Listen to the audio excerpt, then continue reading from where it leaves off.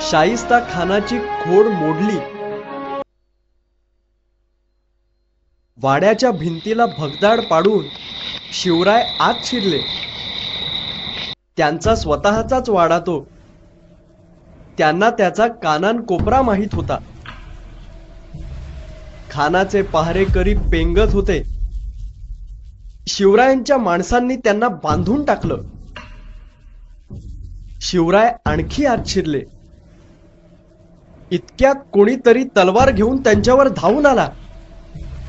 शिवरायांनी त्याला ठार केलं. त्यांना वाटलं शाहिस्ता खान असावा, पण तो त्याचा मुलगा होता. गडबड झाली. लोक जागे झाले.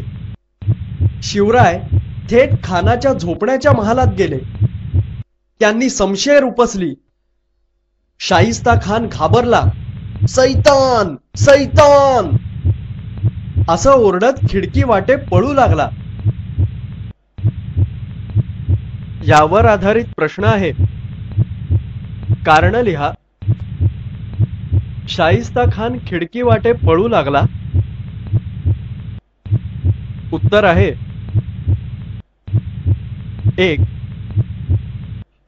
युक्ती करून लाल महालात शिरलेले शिवराय थेट खानाच्या झोपण्याच्या महालात गेले. 2. त्यांनी तलवार उपसलेली पाहून शाहिस्ता खान घाबरला व ओरडत खिडकी वाटे पळू लागला. शिवराय त्याच्या मागोमाग धावले. शाहिस्ता खान खिडकी वाटे बाहेर उडी टाकणार तोच शिवरायांनी त्याच्यावर वार केला. खानाची 3 बोटं कापली गेली. प्राणावर आलं ते बोटांवर निभावलं. खान खिडकीतून उडी टाकून पळाला. शिवाजी आला, धावा धावा, अरे पकडा त्याला, असं मुद्दाम फसवण्यासाठी म्हणत शिवराय आणि त्यांची माणसं ओरडत पळत सुटली. खानाची माणसंही घाबरून पळत होती. शिवराय आणि त्यांची माणसं सिंहगडाकडे निघून गेली.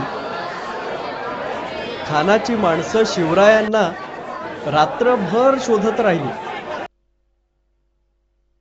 शाहिस्ता खानाने तर हायच खाल्ली.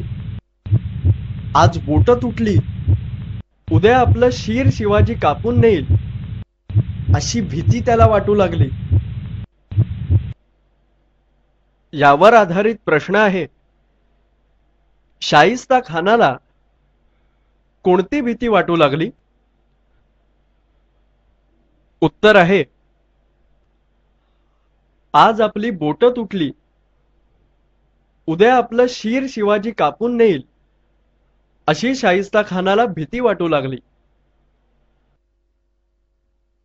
औरंगजेब बादशहाला हा प्रकार समजताच त्याला भयंकर राग आला. तो शाहिस्ता खानावर नाराज झाला. त्याने फरमान काढून खानाची रवानगी बंगालमध्ये केली. यावर आधारित प्रश्न आहे. औरंगजेब बादशहाने शाहिस्ता खानाची रवानगी टिंबटिंब केली. उत्तर आहे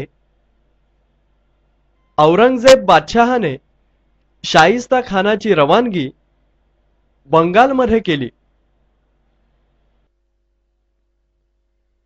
मुघल सत्तेला बसलेला हा पहिला तडाखा मोठा जबरदस्त होता.